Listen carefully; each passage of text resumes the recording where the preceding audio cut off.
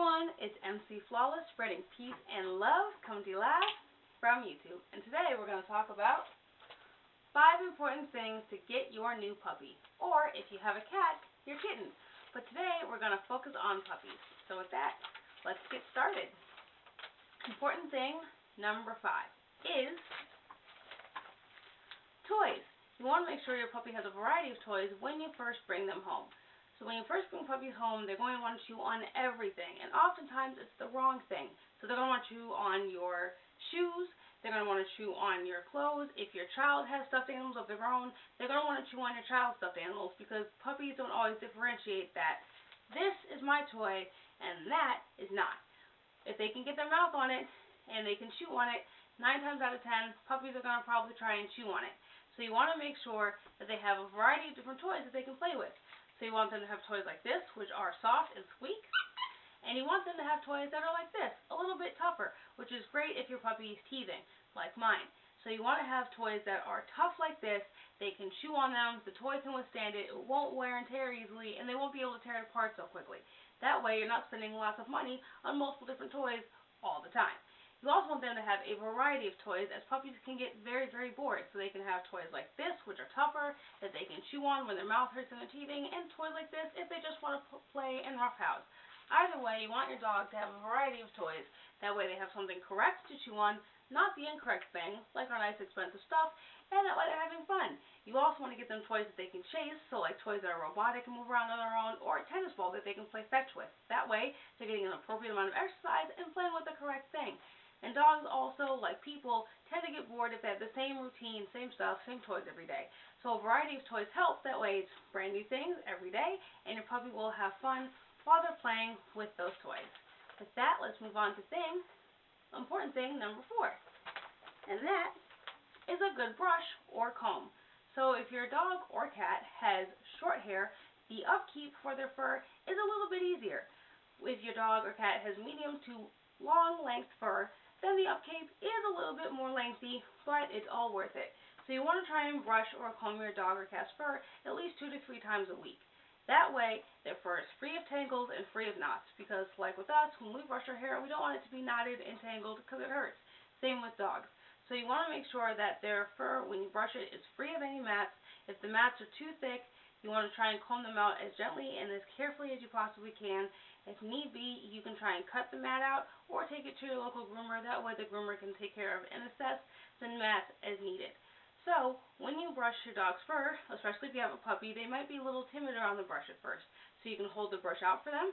That way they can smell the brush and they can associate it with something good. So one way to do that is to hold the brush out and give them a treat, or if your dog likes toys more, you can give them a toy. That way they associate this brush with something good. You also want a brush that has a nice sturdy handle that you can hold on to. Good bristles, I hope you guys can see that. Nice good bristles like this. That way it gets through each layer of the fur. If your dogs, like mine, have longer fur, they are more likely to have a double coat. If they don't have a double coat, that makes things a little bit easier. But if they do, you want a brush like this that gets through both layers and through both sets of coats. That way the top layer and the bottom layer are tangle free. So you want to be able to have a good, nice brush like this.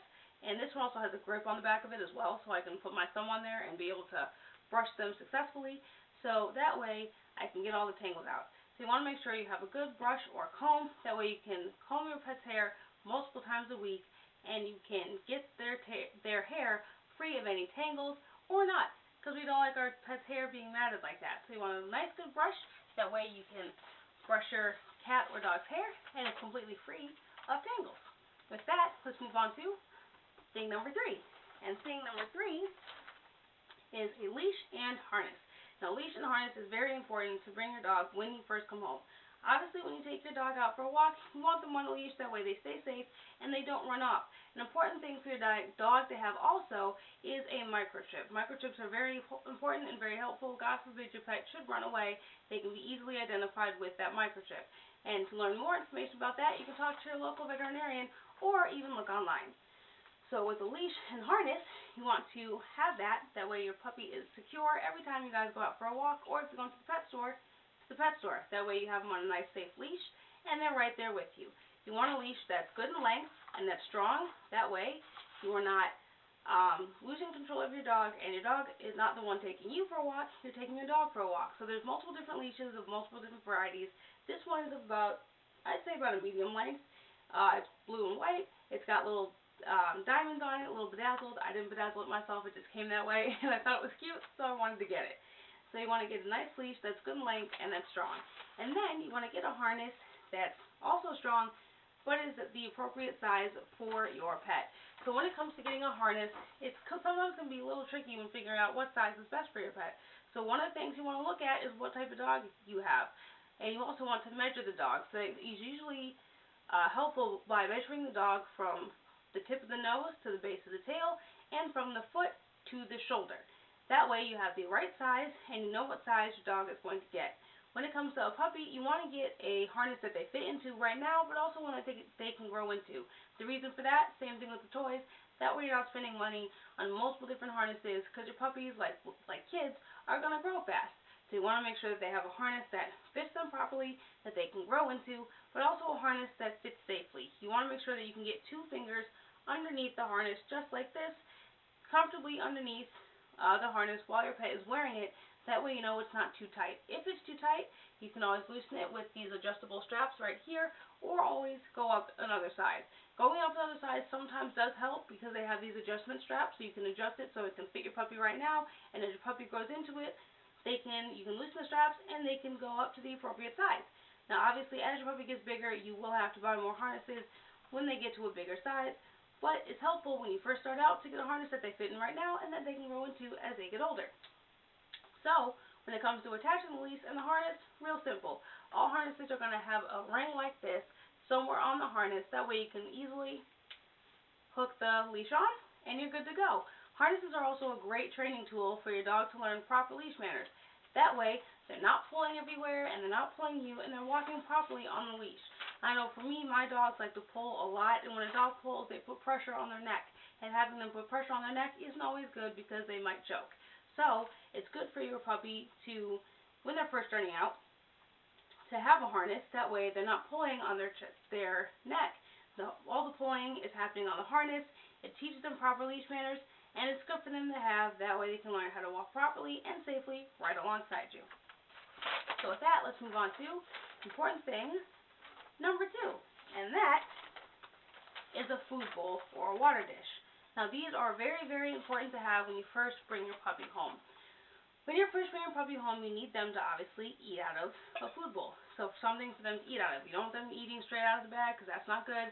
You want them to eat out of something appropriate. And you don't always want to use your dishes. You'd like them to have their own. So you can get a bowl like this. And you want to make sure, same thing with the leash and harness, that you get the bowl that's appropriate to their size. So you can get a bowl that's just like this, silver, simple, real easy, and you can put it on the ground for them to eat out of. Now, if you're going to have your dog eat in their crate, you want a bowl that's going to appropriately fit inside the crate with the dog and not have the dog, not have enough room. So you want to get them an appropriate food bowl or water dish. Now, if your puppy likes to spill things all over the floor and knock their food bowl over, it's good to have a bowl that either has rubber stoppers on the bottom of it. This one does not, but you can buy bowls that have rubber stoppers at the bottom of it. That keeps the bowl from moving, so if your puppy likes to kind of nose or nuzzle their food bowl while they're eating, or same thing with the water bowl, it keeps the bowl in place and stops it from moving. Or you can get a non-slip bowl, which the bowl would then look like this, where the rim is at the bottom of the bowl, not the top, and it's the same thing. It's got rubber stoppers at the bottom. You can put it on the ground, and it keeps their food bowl from moving as they eat. If your dog tends to eat quite quickly, another type of bowl that helps is a maze bowl. And it's a bowl just like this, except it's got little pegs in it that'll slow your dog down and have them eat at a slower pace as opposed to eating it so fast. So for me, my dog's simple, easy. This is their food bowl, simple, easy, silver bowl. Doesn't have any decorations or anything on it or any cute little sayings. You can also get bowls that have cute little decorations on them, cute little, designs, stuff like that. So if you want your dog to have a little bit of a fancier bowl, maybe it says I love you, something like that, you can always find that at your local pet store. And it's also good if maybe you have an older dog that has a hard time reaching down to the floor to get their food, to get your dog a food tray.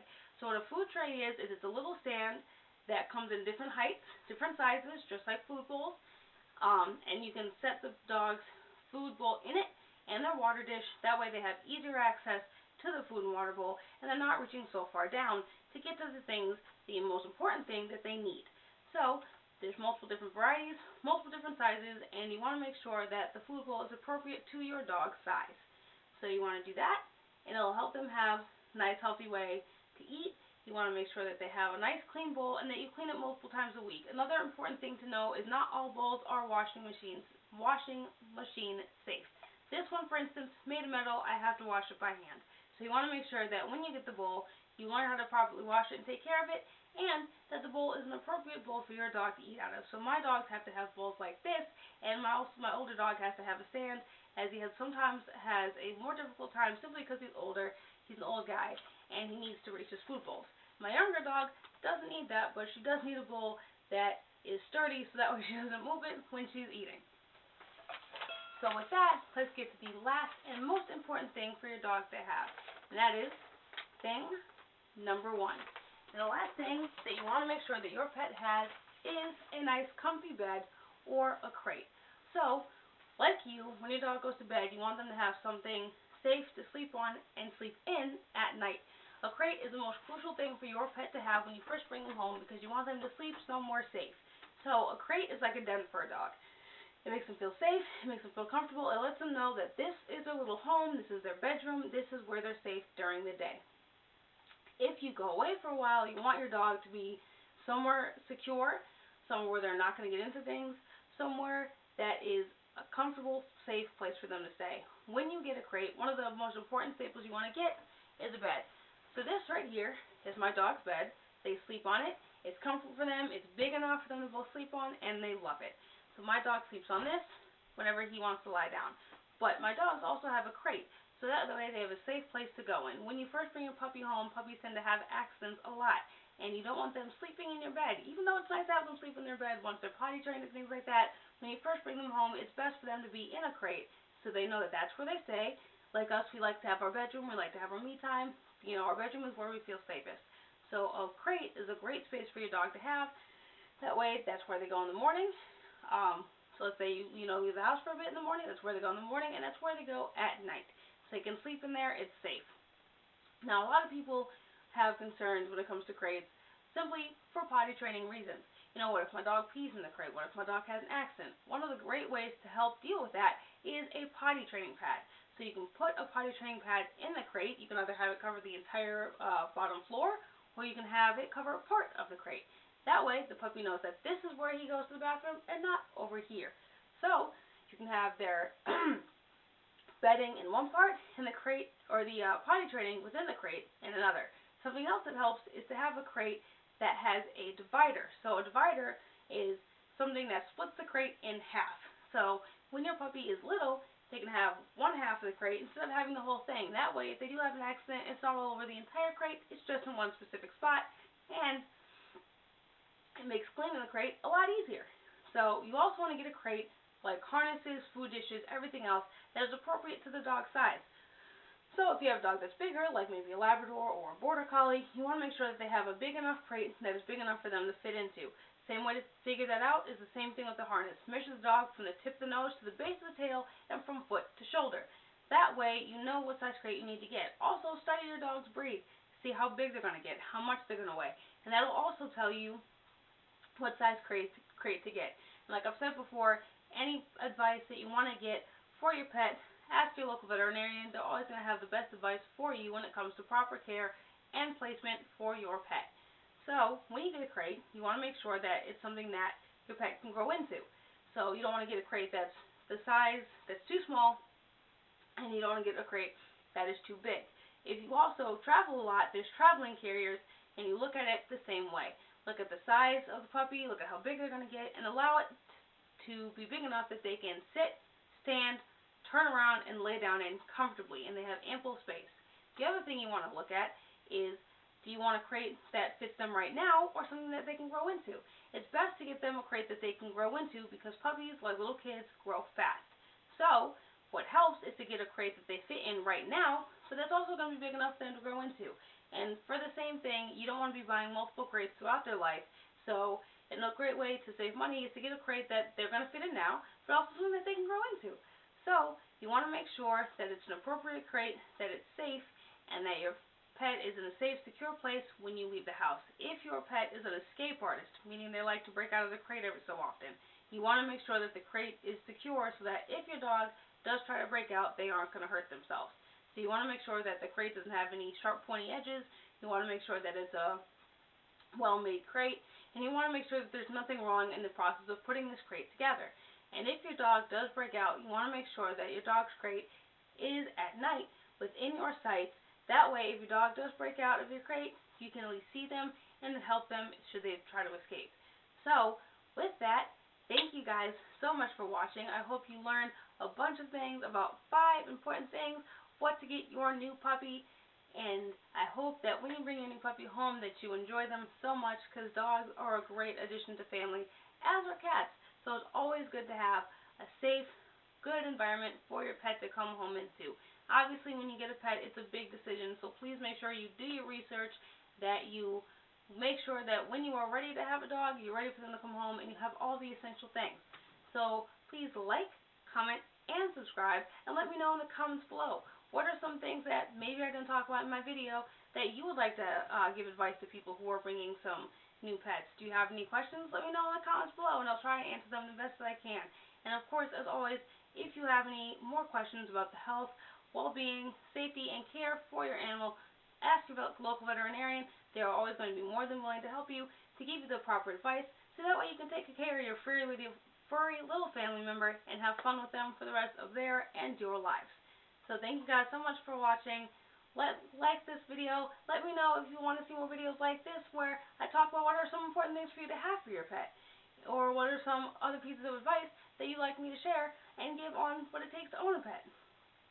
So with that, I hope you enjoyed this Paws On Friday video. I know you didn't see my furry little guys today. One of them is actually in recovery right now, so he may not be in the videos as much, but you will see both of my furry little guys in my next Paws On Friday video. So please like, comment, and subscribe, and thank you guys so much for watching. And as always, it is MC Flawless, spreading peace and love coming to you live from YouTube. And please be nice. It'll save a life. Bye, guys.